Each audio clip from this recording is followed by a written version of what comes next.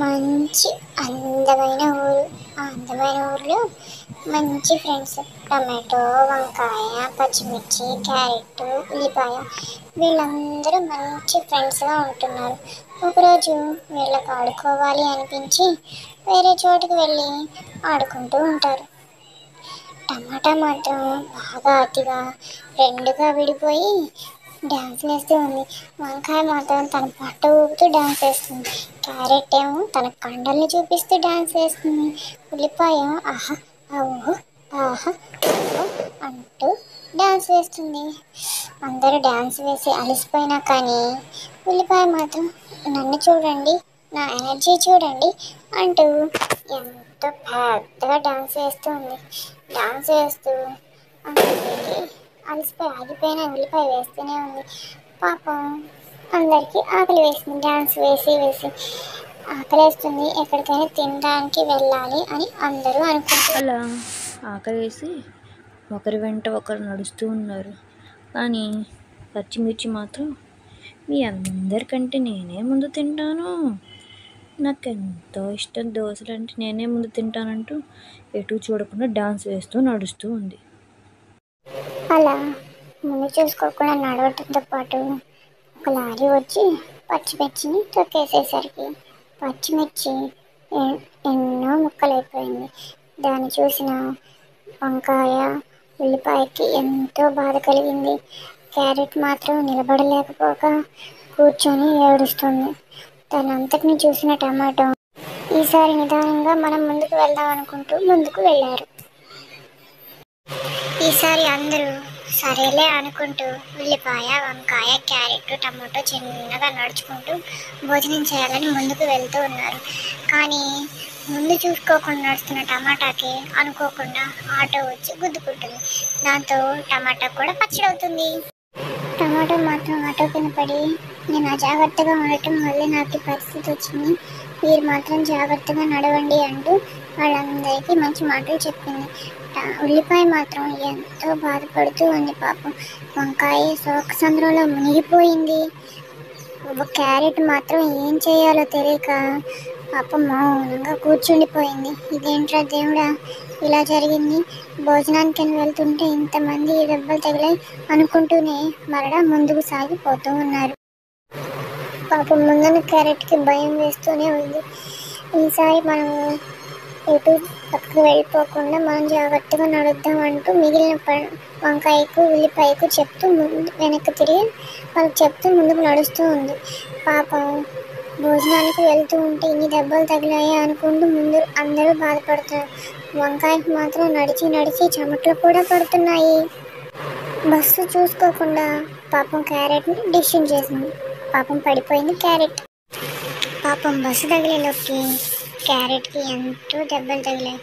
పాపం అంత బాధలో ఉండి కూడా క్యారెట్ ఉల్లిపాయకు, వంకాయకు ఎన్నో మంచి మాటలు చెప్తుంది. మీరు నా గురించి బాధపడకుండా ముందుకు వెళ్ళి భోజనం చేసి మీరు తిరిగి ఇంటికి క్షేమంగా వెళ్ళండి, మీరు ఎంతో మంచిగా ఉండాలి, ఇంకా మిగిలి ఉన్నది మీ ఇద్దరే కాబట్టి మీరు చాలా ఆనందంగా కూడా ఉండాలి, మా గురించి మీ ఇద్దరు బాధపడకుండా మంచిగా ఉండండి అంటూ వాళ్ళిద్దరికి చెప్పింది. అలాగే ఇది చూస్తున్న పిల్లలకు కూడా పిల్లలు మీరు కూడా రోడ్డు దాటేటప్పుడు జాగ్రత్తగా ఉండండి అంటూ పిల్లలకు కూడా ఎన్నో మంచి మాటలు చెప్పింది క్యారెట్ చాలా మంచిది పాపం.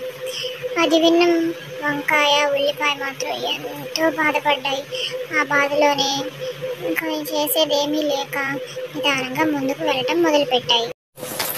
జరిగిన ప్రమాదాలన్నింటినీ చూసిన వంకాయ మాత్రం ఎంతో భయపడి తిరిగి ఇంటికి ప్రయాణం చేసింది. నేను ఇక్కడ ఉండను, నాకు భోజనం వద్దు, ఏం వద్దు అంటూ ఇంటికి వెళ్ళిపోతుండగా ఉల్లిపాయ మాత్రం ఆగు, మనం భోజనం చేసి ఇద్దరం కలిసి వెళ్దాం అంది. నేను ఉండను అనేసరికి ఉల్లిపాయకి ఎంతో కోపం కూడా వచ్చింది. వంకాయ కూడా వెళ్ళిపోవడంతో ఉల్లిపాయకి ఎంతో బాధ వేసి పాపం తగ్గి ఏడుస్తూ ఉంది. ఏడుస్తూనే దేవుడికి ఒక మంచి లేఖ రాయాలని అనుకుంది. ఆ లేఖను ఇలా రాస్తుంది. దేవుడికి లేఖ రాస్తూనే, దేవుడా, ఓ మంచి దేవుడా, మా ఫ్రెండ్స్ అందరూ దెబ్బలు తగిలి హాస్పిటల్లో ఉన్నారు, వాళ్ళకి ఏమీ కాకుండా చూసుకో, నాకు కూడా బాగా ఆకలిస్తుంది, నాకు బాగా ఆకలి వేసేసరికి నాకు భోజనం ఖచ్చితంగా తినాలి కదా, మరి నేను భోజనం తినొస్తాను. నాకు కూడా ఏమీ కాకుండా చూసుకొని ఒక ఒక చిన్న లేఖ రాసింది దేవుడికి. ఉల్లిపాయ మాత్రం వేడ్చుకుంటూనే చివరికి ఒక చిన్న హోటల్ బండి దగ్గరికి వచ్చింది. పక్కన బనానా మ్యూజిక్ వాయిస్తుంటే చించాన్ అనే అబ్బాయి డాన్స్ వేస్తున్నాడు. వాళ్ళిద్దరూ మంచి ఫ్రెండ్స్ కూడాను. దానికి వాళ్ళిద్దరిని చూసేసరికి పాపం వాళ్ళ ఫ్రెండ్స్ మిరపకాయ, టమాటా, క్యారెట్ వీళ్ళందరూ జ్ఞాపకం వచ్చారు. పాపం వాళ్ళందరూ బాగలేక దెబ్బలు తగిలి హాస్పిటల్లో ఉన్నారు. అన్నీ గుర్తొచ్చి పాపం ఉల్లిపాయ ఏడుస్తూ ఉంది. తర్వాత చించాను దాని దగ్గరికి వచ్చి ఇలా మాట్లాడు. చించాను బనానా ఉల్లిపాయ దగ్గరికి వస్తే ఏడుస్తూ ఉన్న ఉల్లిపాయని ఇలా అడుగుతారు. నువ్వెందుకు ఏడుస్తున్నావు అని అడుగుగా ఉల్లిపాయ, మీలాగే నాకు మంచి ఫ్రెండ్స్ 3-4 ఉన్నారు. వాళ్ళు వస్తుంటే వెహికల్స్ ఢీకొట్టడం వల్ల చిన్న చిన్న దెబ్బలు తగిలి వాళ్ళు హాస్పిటల్లో ఉన్నారు. నాకు వాళ్ళే జ్ఞాపకం వస్తున్నారు అంది ఉల్లిపాయ. సరే నువ్వేం బాధపడకు, నేను నీకు తోడుగా ఉంటాను అన్నాడు చించాన్. అది కాదు, నాకు ఎందుకు ఏడుపు వస్తుందంటే వాళ్ళందరికీ దెబ్బలు తగిలినా కానీ నేను ఏడ్చాను. నాకు దెబ్బ తగిలితే ఎవరు ఏడటానికి కూడా లేరు అని అంది ఉల్లిపాయ. ఆ మాటకి బనానా, అయ్య బాబోయ్, నీకు దెబ్బలు తగిలటం కూడానా? నీకు చిన్న గీత తగిలితే నీ చుట్టూ ఉన్న వాళ్ళందరూ ఏడుస్తారు అని అనేసరికి ఉల్లిపాయకి ఎంతో సంతోషం వేసింది. అలా ఎలా జరుగుతుందబ్బా అని ఆలోచించింది. పిల్లలు, మీకు తెలుసా ఉల్లిపాయకి చిన్న దెబ్బ తగిలిన అందరూ మీరు ఎప్పుడైనా గమనించారా పిల్లలు?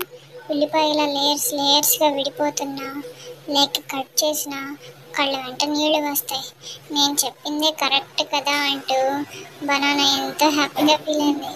అవును, నువ్వు చెప్పింది కరెక్ట్ అంటూ చించాన్ కూడా చెప్పాడు. మరి ఇన్ని మంచి మాటలు చెప్పిన బనానాకి పాపం ఏడుస్తూనే ఉన్న ఉల్లిపాయకి మనం అందరం లైక్ చేసి షేర్ చేసి సబ్స్క్రైబ్ చేస్తే ఉల్లిపాయ ఇంకా బనానా చించాను పాపం దెబ్బలు తగిలి ఉన్న వాళ్ళ ఫ్రెండ్స్ కూడా చాలా హ్యాపీగా ఫీల్ అవుతారు. Please subscribe, like and share please పిల్లలు. బాయ్.